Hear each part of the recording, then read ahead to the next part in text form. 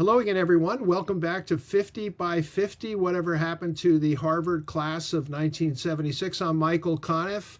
I will be your host. I'm a member of that bicentennial class.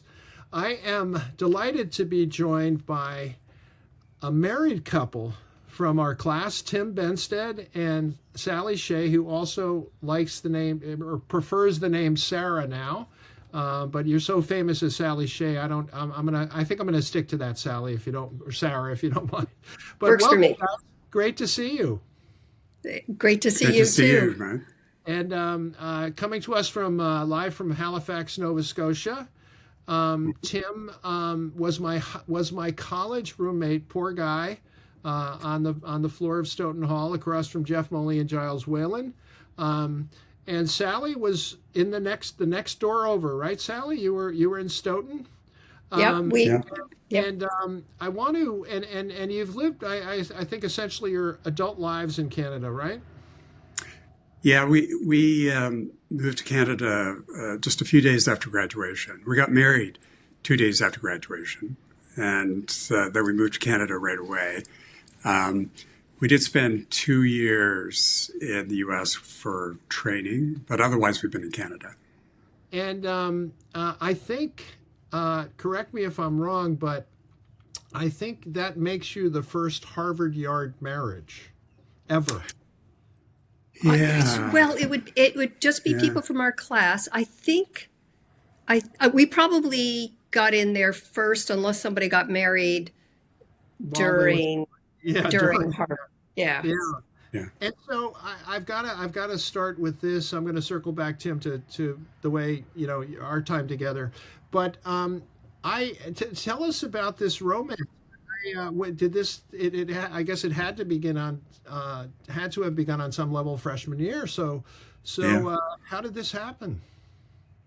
How did I, Tim get so lucky, Sally? That's what I want to so know. yeah, that's Oh, really it. So absolutely.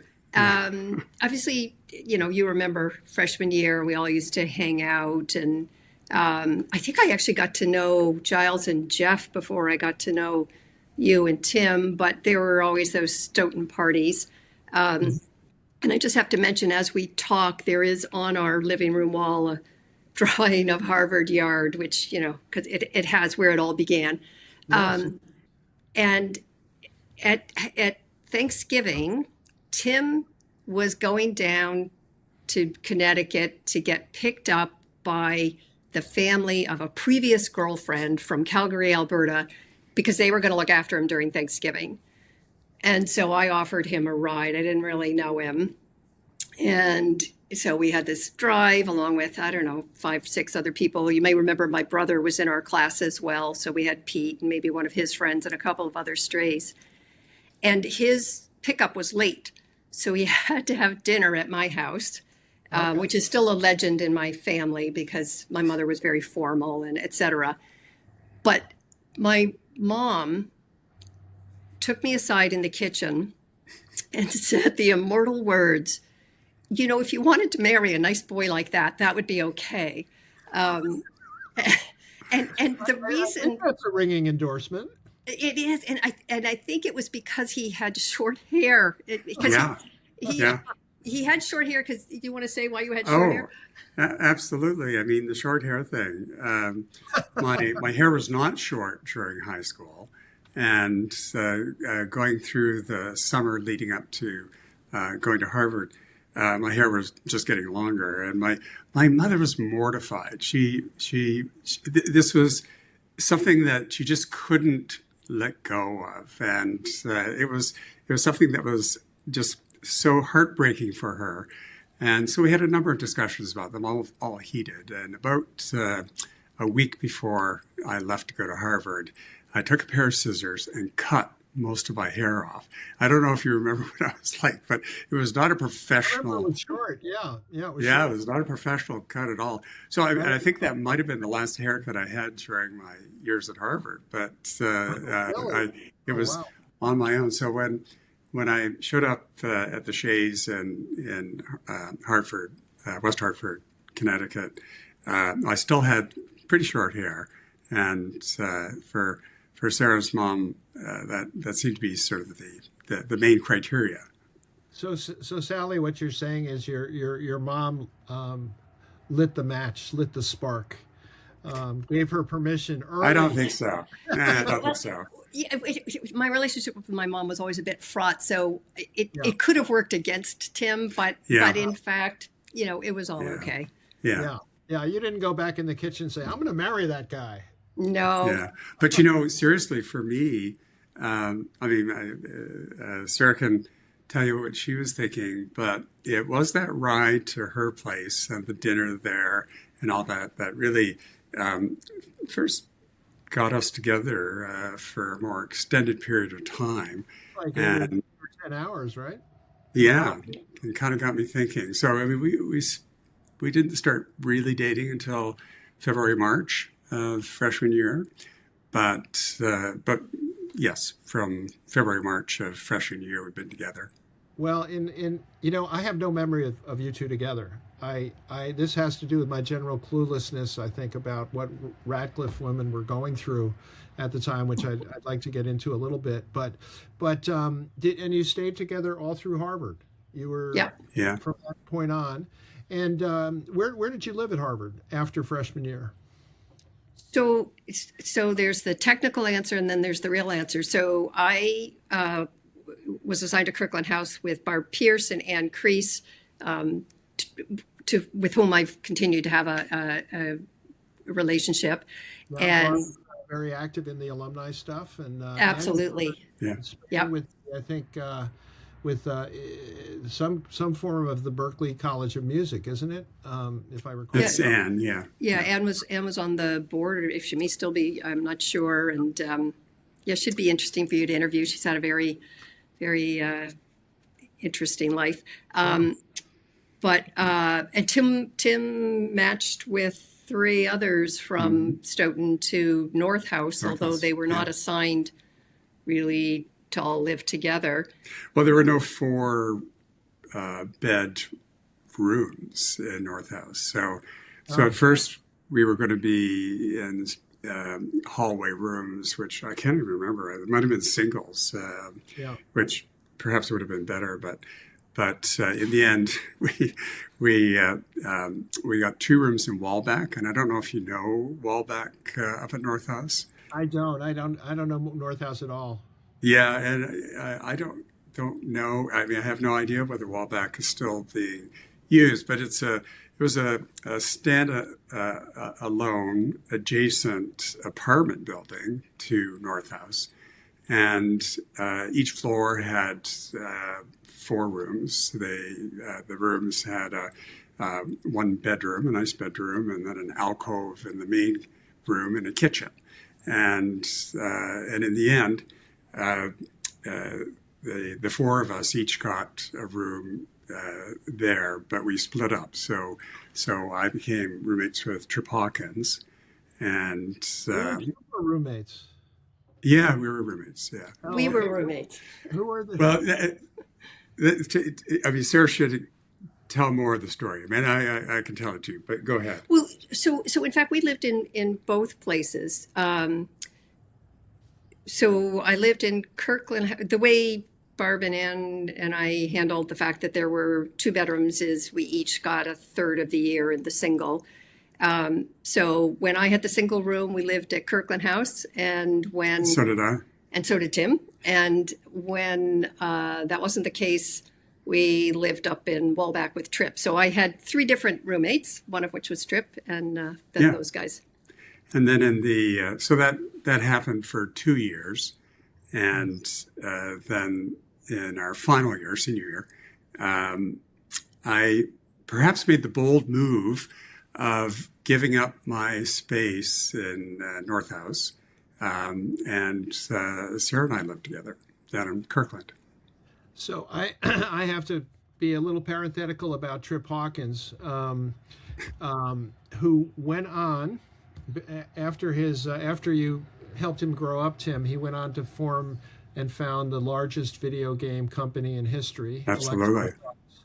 And I knew that, but I also went out there right before they were going or right after they went public, I think. And I did an article on him. I spent a lot of time, at least a week with him, and I talked to his VCs and I talked to his people he worked with. It was really, really interesting. I never got it published actually, but I wrote a long piece that he didn't like. That's all I remember about it. I didn't realize I had done anything but make him look really smart, and now he looks even smarter. But I tell the story of this probably happened to you, Tim. This strange guy from California who kept saying, "Come on up, I've got this football game, I've got this card game I want you to play." And I said, I felt sorry for him eventually, and I went up. It's this dopey card game, like really dumb, and he's really excited about it, and that's the guy who ended up doing Madden football. Absolutely. So we would play that game. Yeah, absolutely. We played that game. It's a lot of fun. So we have. Trip was a wonderful roommate. He was very, very patient, kind of dealing with the two of us. And we would play his football game. And we also spent a huge amount of our time together playing card games and things and playing Risk. And he's a very interesting guy to play games with, as you can imagine. His thesis was on game theory. I remember that. Yeah. And nuclear game theory, as I recall. So I'll have to dig up that story. I'll share it with you. He generated his own major, more or less. Yeah. Right. No, but one of the, I hope I can get him on to do one of these, because to me, he is absolutely in the top tier of our classmates in terms of what he accomplished. No, full stop. No, there's no question. Yeah. There's no question. Yeah. So we'll try for that. So I actually didn't know you knew Trip that well. Tim, you and I I don't remember ever seeing you after freshman year. I remember seeing Sally. Yeah. Well, funny that way, isn't it? So, I don't know if you recall what was happening at that time in terms of populating the different parts of Harvard after freshman year. And I think it might have been a bit of a struggle to get sufficient numbers of people to go to Radcliffe to live after freshman year. It was not. And as a group, the four of us, I was with Kendall Patton, Nick Colvar, and Trip Hawkins. We all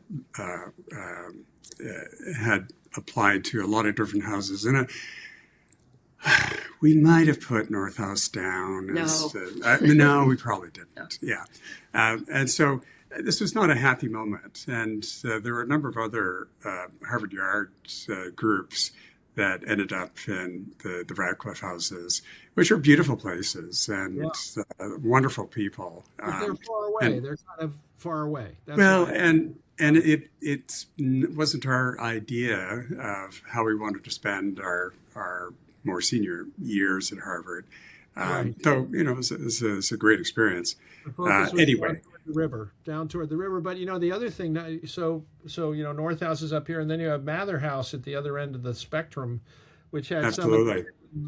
some, negative connotations. And my high school roommate, John Kiernan, and I, who went to Harvard together, he ended up down there with a group that became very close, kind of because they were, they would have been close anyway, but I think it sort of magnified the dependence on each other and the friendships, and so it was positive. But Peter Shea, are you twins, Sally? No, but we've gone through life with people assuming that we were, for the ridiculous reason that when we were young, we kind of resemble each other, and so therefore we had to be twins. And even as like a 4-year-old, I knew, you don't have male and female identical twins, but I think people got tired of me correcting them on that point. I didn't say identical. No, we ended up catching up with each other. I'm a year younger. He did an extra, he went from public school to Exeter at the grade 10 level. And so they recommended that he do grade 10 over. So we just ended up applying together. Yeah, because he was part of that Mather House crew. Yes, very much so. And I understand. How is Peter these days? He's doing okay. He's had some health issues, but he has. a really good approach of just kind of living life and doing what you need to do. And he's got a wonderful, wonderful, wonderful family, and Oh, cool. they're all there to help him. We were all in Florida for a little while together just a couple months ago, and he's doing okay. And was he also a doctor? Yep, yep. He did internal medicine, did a very, very busy clinical practice, and then he got into the land of medical administration, and he did a little bit of consulting type work after he finished that. But he's fully retired from medicine anyway. Yeah. Yeah. And the breaking news here is that Sally Shea, as I would say if I were writing this, is retiring next month, and Tim Benstead is already retired. Right. Yeah. We'll talk about that. I don't know how people can retire. I think it's kind of a skill, but it's one I don't have, so I don't see ever doing it. But before we get into sort of what happened in career-wise and all that, Tim, I want to go back down memory lane with you just a little bit. So when Tim arrived, I think you felt the same way I did. I said the only reason they put us together is lacrosse. Absolutely. Tim? Yeah, I mean, we couldn't Yeah. have had a different or Yeah. a more different background. Yeah. So I was a New York City boy, private school, prep school, played lacrosse. Tim was a different kind of lacrosse player because he was an indoor lacrosse player, I believe, which is known as box lacrosse. Yeah. It's a big sport. And what I remember about Tim and lacrosse is that Tim had incredible stick work because the box lacrosse players were playing in a very confined space, so they seemed to have better skills. But is that how you remember it too? Is like, what am I doing here with this guy? I had no expectations, Yeah. like none. I was going from I'm glad I didn't exceed them. no, you did exceed it, but you exceeded my non-expectations. But I mean, in retrospect, as I reflected on it, that would have been really the only crossover that we had. I came from a very different background, as you mentioned. I came from Calgary, and it was, it's become a much bigger center over the years. It wasn't really a big center as I was growing up. It was not a small town, but not a huge city. But lacrosse was a passion that I had, and I played it since I was fairly young, and continued to play box lacrosse while I was going to Harvard. Oh, no kidding. I did start with the Harvard field lacrosse team as a freshman, but things happened there, and so that didn't carry on for too long. But I wasn't too upset about that because I had a full 3-month season almost in the summer, because that's You go home and play. Yeah. In all honesty, I think part of the reason, I became very close with Giles and Jeff, the late Jeff Moley, may he rest. But I left after freshman year, so I was gone for the first year after we roomed together, and I think, honestly, we kind of lost track of each other. For whatever reason, it's funny. It happens. I was talking to Mary Maha, Sally, who you remember, right? Yep. Mary Maha. And I said, Mary, I remember us as being pretty good friends.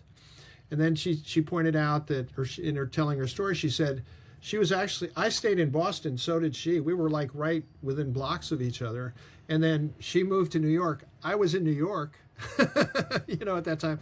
But, for whatever reason, it didn't happen. But, we still consider each other friends. That sort of happens in schools sometimes, I think, and in college. But what I'm really interested in is sort of to take it from, you got married 2 days after school ended. Why so fast? Tim, were your very practical reason. Would Sally change her mind, or were you worried about that? No. So I joked that, I told people we had to get married. Because if you remember, 1976, getting married was not a thing to the point that when the invitations went out, I actually had Sandy Frank. I don't know if you ever knew Sandy. He was in Kirkland House, and he actually came up to me with the invitation. We knew each other from the Lampoon, and we knew we both liked to joke around. And he asked me, in all seriousness, "Is this a joke?" No, he did. See, Sandy knew me too, and that's where that came from. Yeah, no. It had to do with the fact that Tim is Canadian and I, at that point, was an American, and we were both applying to medical school. We had done the whole applications, and we had applied in each other's countries as well. And basically, we each got into med school, but in different countries. Oh, so boy. we had this come to reality that we probably did need to get married. In retrospect, we should have gotten married earlier, because applying to a Canadian med school and saying, "Well, I'm his girlfriend," didn't carry the weight that I thought it should. Yeah. So we got married so that one of us could then apply for landed immigrants, is what it is in Canada, and had to check out with med schools, kind of if which of you will kind of say you would admit us if we had status. And the University of Calgary, which is where we eventually both went, kind of said that. So Tim ended up a year ahead of me in med school, and I worked for a year. Mm-hmm. Horrified my parents, because I'd been saying I was going to be a doctor since I was 7 years old, and I therefore turned down a number of medical school acceptances, and my parents were just gobsmacked, which I understand in retrospect, but at the time did not. They did everything they could to talk me out of it. And I tell stories about how the night before I got married, my mother said, "Sally, you don't have to go ahead with this." Which is a bit of a reversal from her first time she met me. Sally, or Sarah, I was actually kidding about that. When I met her, I was like, that wasn't. That's right. Take back. So Sally, you mentioned the Lampoon, and I didn't realize you were at the Lampoon, but it does not surprise me, because you are still known as one of the funniest people in the class. And I don't know if you know that, but you are. And what I'm asking this sort of like, did you see the humor in the situation, or was it too serious for that? In the moment, the emotions were very, very intense. So I would say no, I did not have a good sense of humor about it. Yeah. When your parents are consulting psychiatrists about you behind your back. I don't know if they thought there was some Stockholm Syndrome Calgary version or something happening, or what was going on. But as the years went by, I mean, they left me with stories to dine out on, right? And so you worked in Calgary. It sounds like Tim went to medical school right away. You worked in Calgary, and Yep. I assume you were not studying the same thing. So Tim, what was your path up in terms of medicine? So after Harvard? Yeah, once you got into medical school, and you're starting to get into it, what kind of caught your fancy as a? Oh, well, when I started medical school, I already had this sense that I was interested in doing something related to the brain. I was kind of fascinated by that, and I was fortunate to have interactions with some mentors who were inspiring, and so after medical school, I went into neurology, and that was what my career was. And it was interesting, because eventually in neurology, I moved away from the brain and into the peripheral nerves and the muscles, and so got away from what my original interests were, but it was still neurology. Yeah.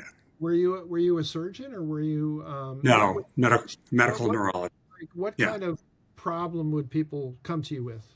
Yeah, so I mean, there were some bread and butter things that I did, which perhaps aren't quite as interesting to people. But for instance, I was involved with the ALS clinic, and I was part of the process of developing the ALS clinic here in Halifax, and I saw lots of people with muscle diseases and peripheral nerve diseases of different types. Um, Most people have heard of Guillain-Barré syndrome, and so that would be within my range of conditions. So Um, you would treat yeah, people who had those kinds of problems, right? yeah, yeah. How about you, Sally? What was your specialty? So much to my shock, turned out to be a pediatrician. Um, Why you're shocked? I What's shocking so about it? I when I started med school, everybody says, "Well, what are you thinking you're going to do?" And I would say multiple times, I'm thinking maybe obstetrics, gynecology. Not sure. The one thing I know I won't do is pediatrics because I was never that girl. I was not the girl, babysitting everybody. I had a couple of babysitting jobs. They weren't always the greatest. I Did you, wasn't the person who you didn't like kids at that I point? it's not that I dislike I didn't have like an active dislike for them. I didn't spend a whole lot of time around them. I'm the youngest. I just that wasn't me. Yeah. And then I just ended up doing a couple of electives, mainly because although no one ever believes me, I was a little shy back then. And there was a guy who was so shy that I thought he's so shy I can ask him if I could do an elective with him. And he was a pediatrician. Oh, And and then the next thing I did another pediatric one, and I just realized that's where I belonged. Yeah. And that's yeah, being a so you pediatrician is fabulous. You never have to completely grow up. It's awesome. And I did a combination of general inpatient pediatrics a little bit, but skewed towards development just through a series of coincidences. And so the biggest part of my career has been doing developmental behavioral pediatrics. what does that mean? I mean, at Harvard, I was in a seminar, child development seminar with Judy Gardner, who I don't know if you remember that name, Howard Gardner's wife, the famous Howard Gardner. But what does that mean? Working developmentally, is that how did that manifest itself? So, I mean, if I think about patient populations that I have the most interaction with or have over the years, it's things like autism, different types of developmental differences, learning differences, some having a basis in various biologic causes like syndrome patterns, et cetera. As the years have gone by, just due to what's going on in the world, it's been a lot of autism spectrum disorder. So a lot of that, and we both have had academic medical careers. So big part of our job as well at Dalhousie has been teaching and mentoring and that sort of thing. Yep. That was in Calgary as well. No, Calgary, we were only in Calgary for medical school. And then I did 1 year did an internship at a hospital there while Sarah was finishing up her medical school.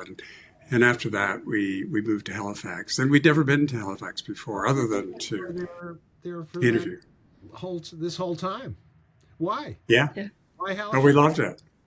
I mean, so a big It's part of it is the beautiful. It's people beautiful. that you meet. And, I met some good people coming here, but there were a couple of people that Sarah interacted with at the Children's Hospital here, who I think were very inspiring people, and they were a big draw to come back here. I see. And you said you had never been there before. Is that right, Tim? Nope, No, no. Neither one of you. So neither of did us. you want to go sight unseen? Did you do a test run or? So here's the Okay, story. here's the story. So it came to the point. Tim wanted to do neurology residency. I wanted a peds residency, and so we applied to a few places in Canada.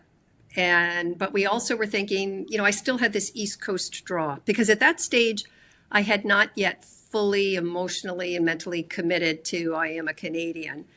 I want to get And into if that in a minute. That's an interesting subject. Well, I got there. Oh, did I ever get there? It's the smartest thing I ever did, other than finding him. But if you go across Canada towards the East Coast and you come up, you hit Halifax. So we put Halifax on the list, and it had good programs for both. And then in those days it was different. Programs could kind of tell you, yeah, we want you, we'll take you. And we had a moment where we were trying to decide, did we want to go to Toronto or did we want to come here? And we'd been to Toronto, and the people at Toronto Sick Kids, frankly, they were assholes when I met them. Sorry, Toronto. And they were so assholes in Canada. I mean, not literally. Oh, we do. Yeah. They were just very full of themselves and everything else. And I remember we went to see Apocalypse Now and the theater, and people were wearing disco pants, if you can even remember what disco pants were. And I just like, no one disco pants. Yeah.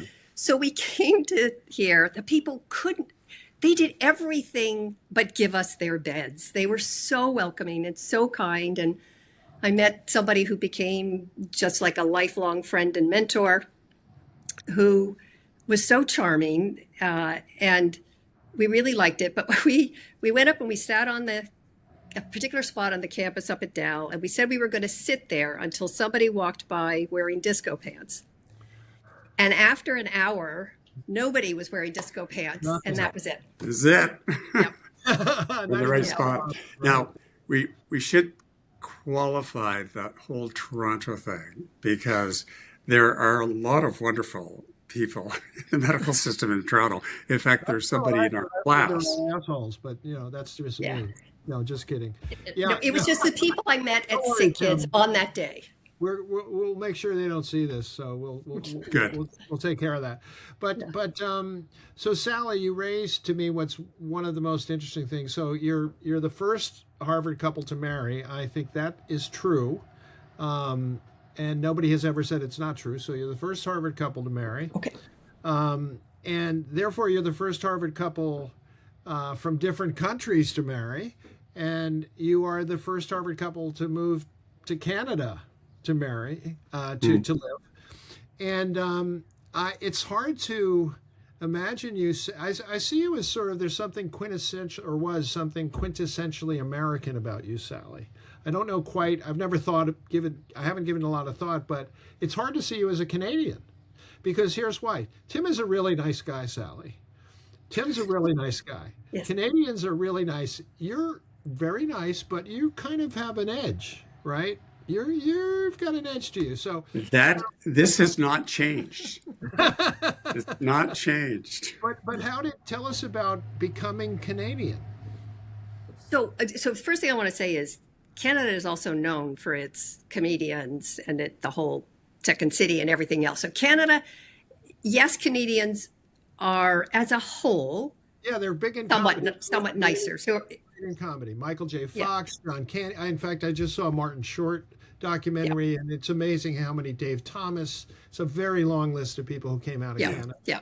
Gilda Radner. Yeah. Yeah. John Candy. Yeah. I mean, and Dan Aykroyd. So there's a whole.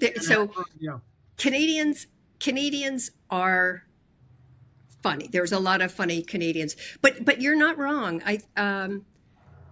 And when I first came up, I was really holding on to that American identity, and it took me a while to adjust.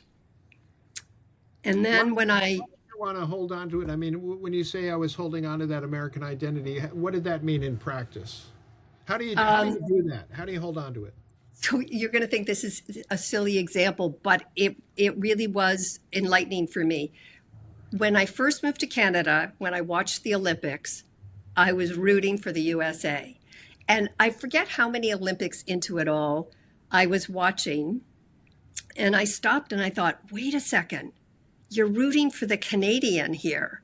And I realized I had made the conversion. So I had to let go of some things. And I have to say, letting go of some of them is so freeing. And it just, again, an example in the US, to this day, when I'm anywhere, conversations start with this jostling about you have to establish who you are, where did you go to school, right?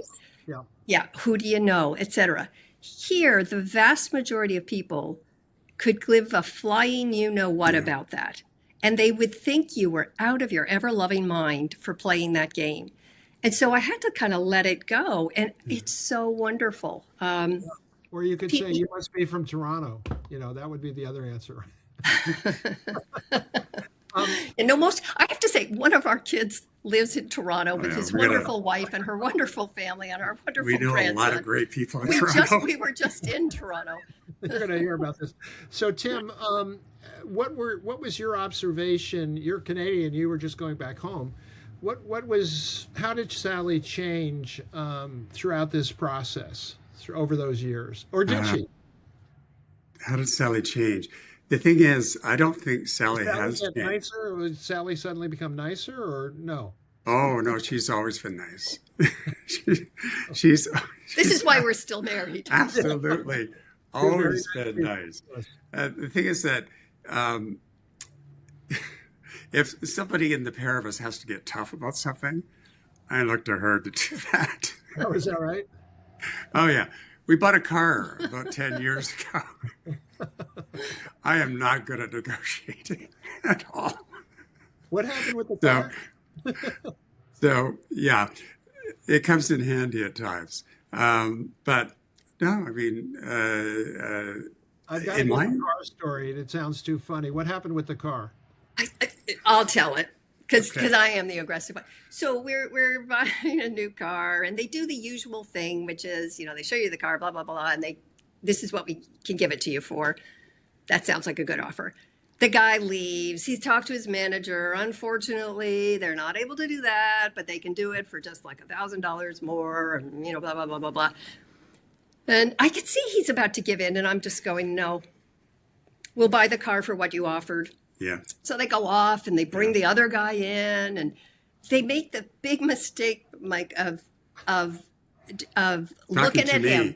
Like, just never, ever, ever, when you got us both, talk to him because you're dead in the water. It's not that they can't talk to me. It's just that, just sort of directing everything to me because I'm the guy, right? Sally, was it like at that moment you didn't exist and he was the decision maker? Absolutely. Yeah. The eye contact goes to him. The guy comes in. I was happy they did that. Shakes his hand. I'm sitting there and say, oh, you're Dr. Benstead. I know Dr. So-and-so and so-and-so and so-and-so. And I'm just sitting there thinking, you've lost it. I'm Dr. Shea, for crying out loud. Yeah, exactly. And so we have other examples where I'm the invisible one. But at the end, they're doing all this, and I could see he would have given in, and I'm just, because at this point I am ticked off. I'm just saying, no, we will take this car for the offer you gave us, and if not, we're leaving. And they say, well, no, we can't do that. We can't do that. We can't do that. So we left. And I said to Tim, they'll call us within 48 hours. And of course they called us within 48 hours and gave it to me for that price. But no. It was not that much. No. Well, good for you, Sally. Yeah. Don't let them push you around.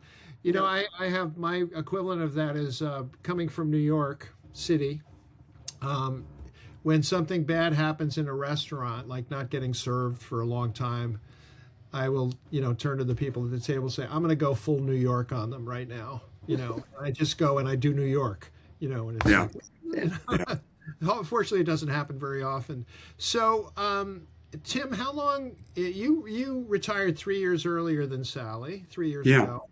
Why did you retire earlier? And what have you been doing while Sally's still on the table? Well, I mean, there were multiple reasons. The main thing, our practice patterns have been different for a number of years.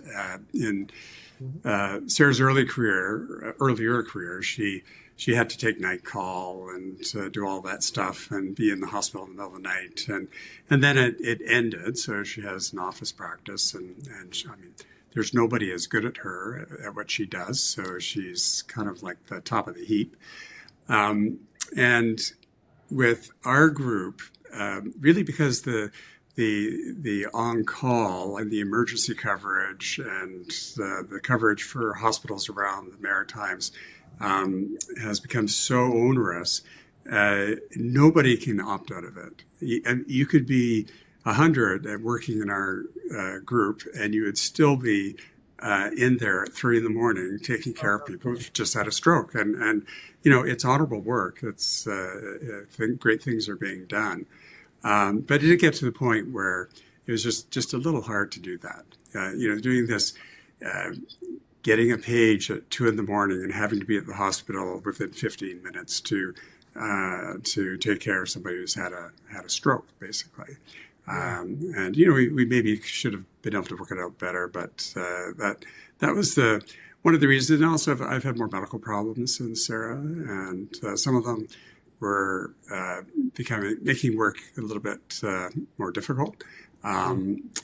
So I decided to stop. I phased down and stopped 3 years ago, and Sarah has been great at carrying on, but she's almost going to end soon. And, it took me a little while to kind of retool in terms of what I do. I've always had interests and hobbies and things like that, but and I did continue to teach after I retired from clinical practice, but that really didn't take up very much time.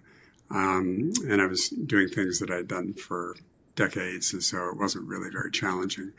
But in the last year and a half or so, I've been tutoring in different capacities.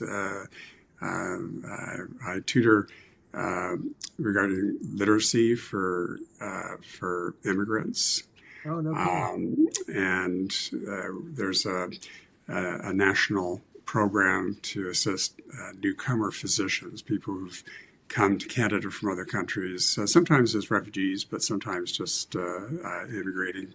And a lot of the physicians who do that struggle a little bit with their literacy and also just coming to understand the medical system here, which is often very, very different from their one at home. So there's a national program that helps us work with those people, and I'm involved in that. That's great. That keeps you in the business, so to speak, in a different way. Sally, I wanted to talk about reunion for a second.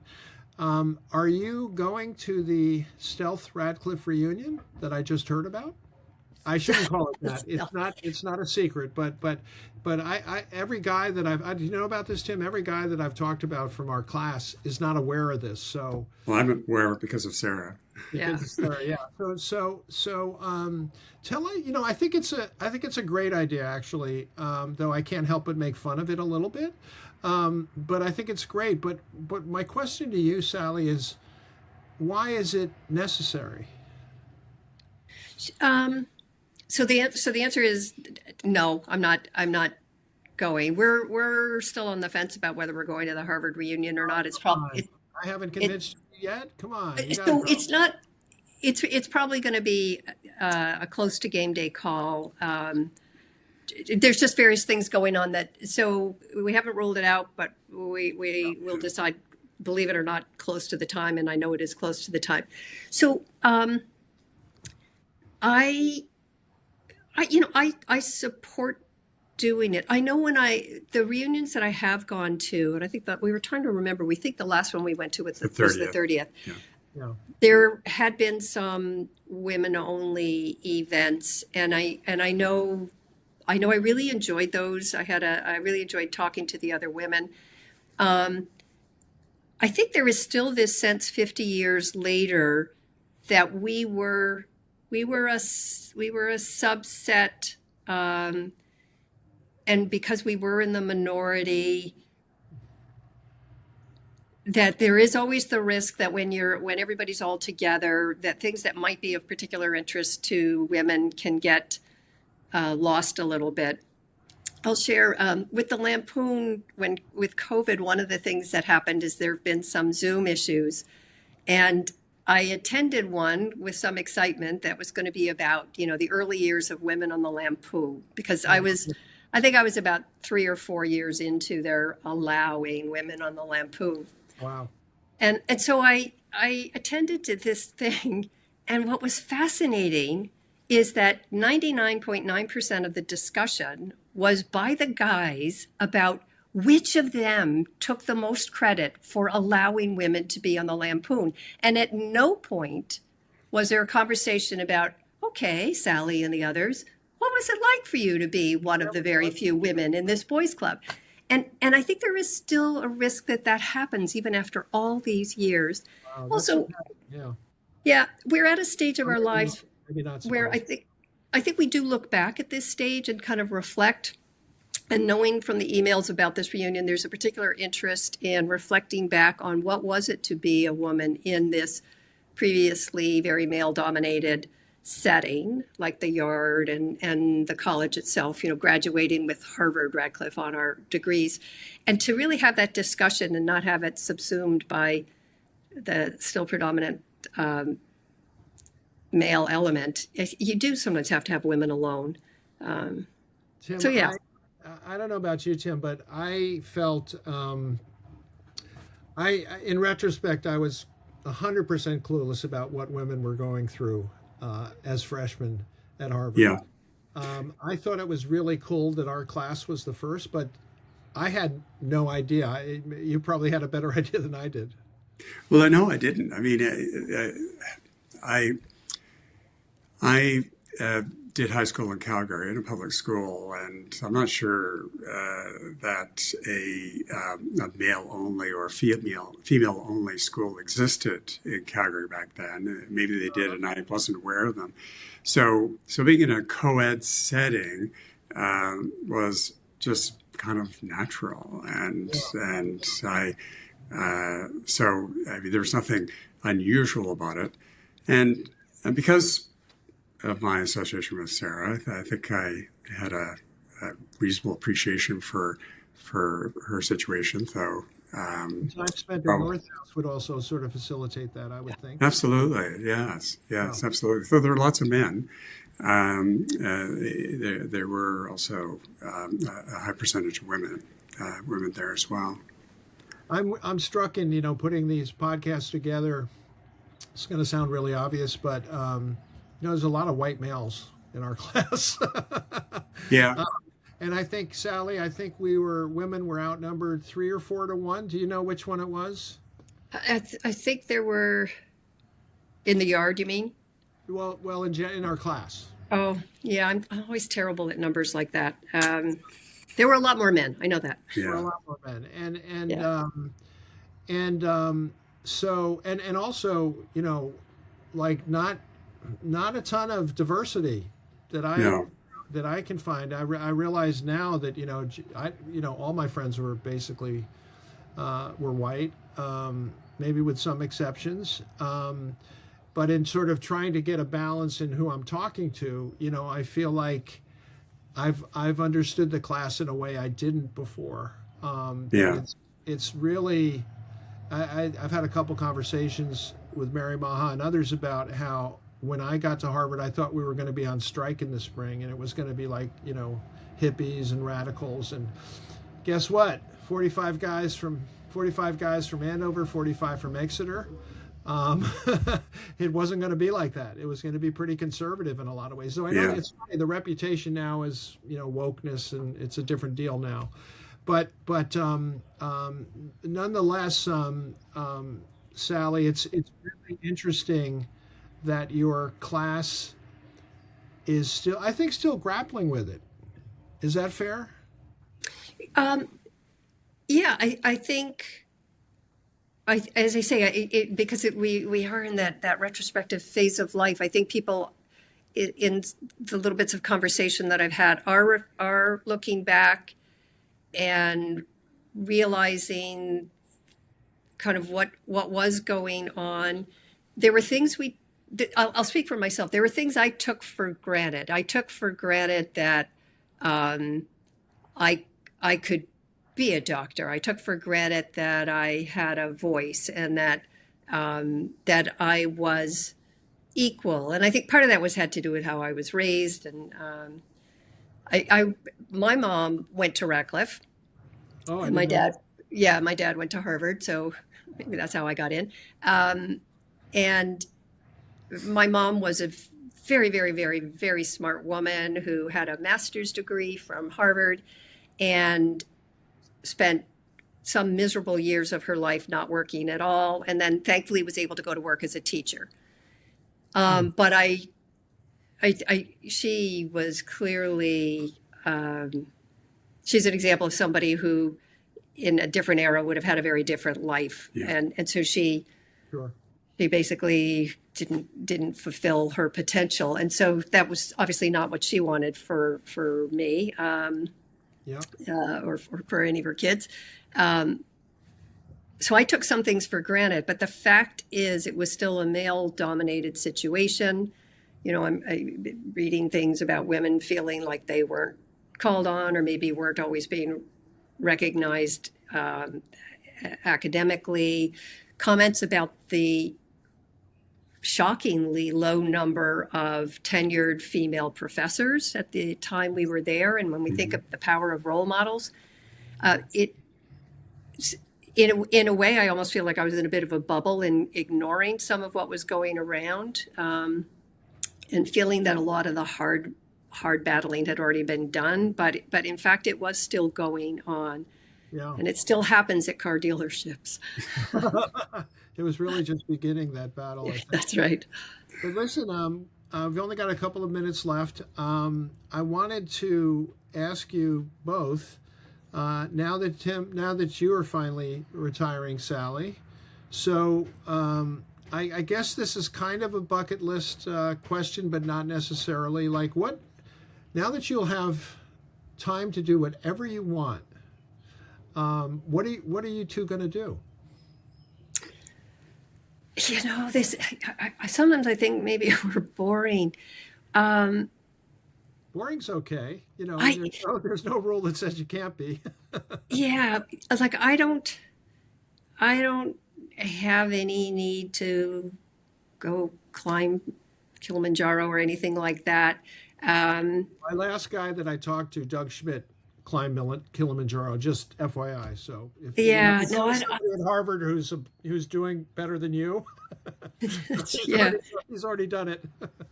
yeah. It'll probably just be doing more of what we like. You know, we may do a little bit of traveling. Um, I'll probably get myself hooked up with some sort of definitely hook up with some kind of volunteer thing, may take a course or two, but very, very low key kinds of things. Yeah. I think one of the things that is important to both of us is, and it's so cliched, is just to sort of every day just be doing things you like and being happy, be Yeah, content, yeah, and you know, we've been really lucky. You got to know when you're lucky. So yeah, I don't have any.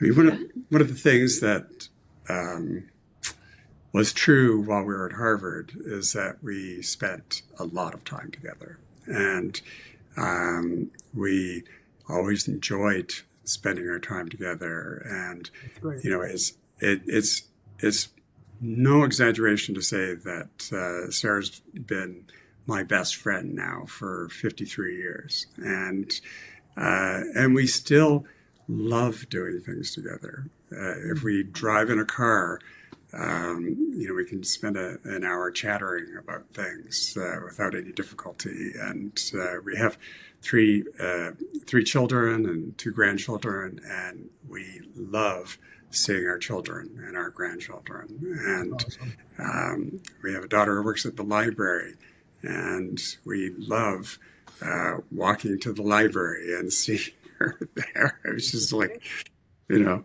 her in her work environment. It's Yeah. just it's a pleasing thing to see, and so yeah. I mean, I found working as a volunteer with literacy or with newcomer physicians and all that. So it keeps me intellectually perhaps a bit more active. But I think we're going to continue to do the sorts of things we've done in the past. Yeah. Well, listen, it's a total pleasure to see you both together. I'm not even sure I ever saw you together before. That's so strange, isn't it?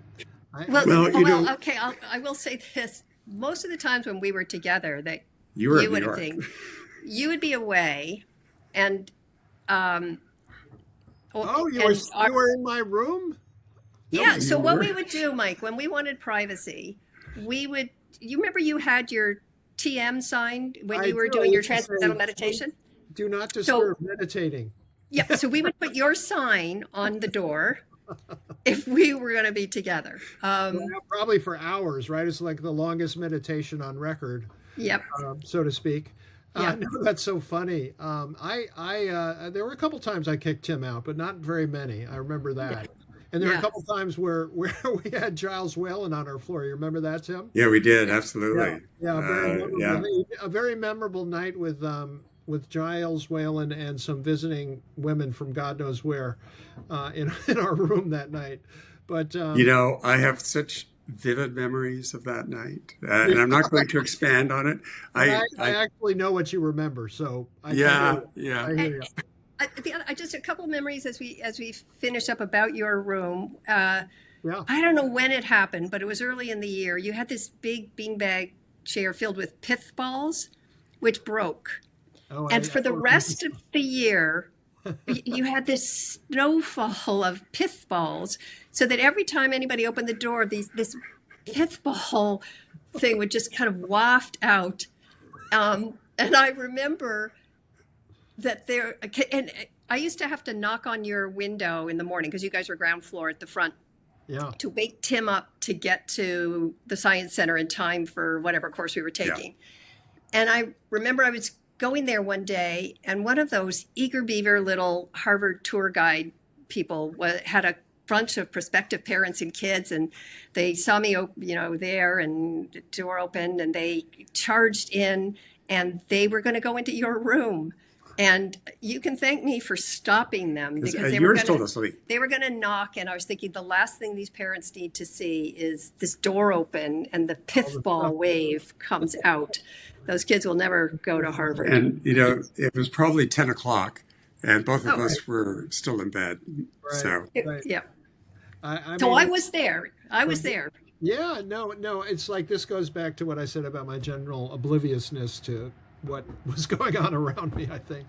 Yeah. But listen, this has been so much fun. I will speak on behalf of the rest of our class and say I know there are tons of people who hope you'll come, because people have been talking about you, and I think just your status. I've always loved the fact that yours was the first set of class of women in the yard, and that you two became, I'm telling you, you're the first ones to ever marry out of Harvard Yard. So you have a unique place in history.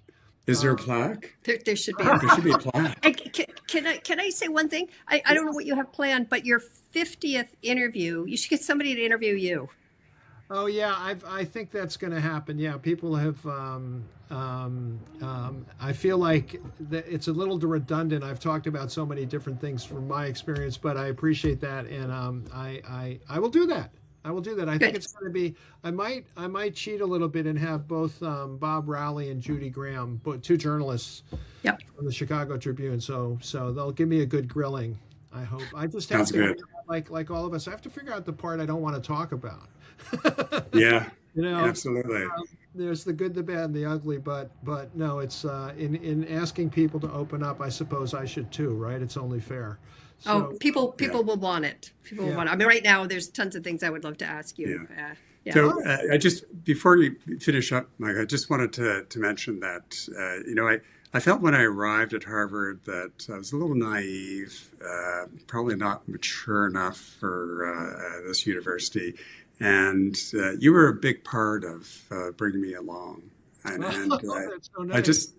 I just wanted to thank you for that. I remember musically like I was, I talked a lot about music in these podcasts, but musically, I think I had just bought some really big speakers. I had the full setup, and actually in later years I got rid of all that and went back to my original KLH with the bookshelf speakers. But I had this big, and we were just immersed in music. I remember listening to Miles Davis with you. It was like a big part of it, but I really appreciate that, Tim. That's nice of you to say that, and it's true. It's true. At least I was nicer than those people from Toronto, so that It was just at Toronto Sick Kids. Oh, we're in trouble. We're in trouble. All right. Well, thank you guys, and hope to see you at reunion. Okay. Take care. Take care. Lovely to see you. Lovely to talk. Stay right where you are. Thanks a lot. Okay.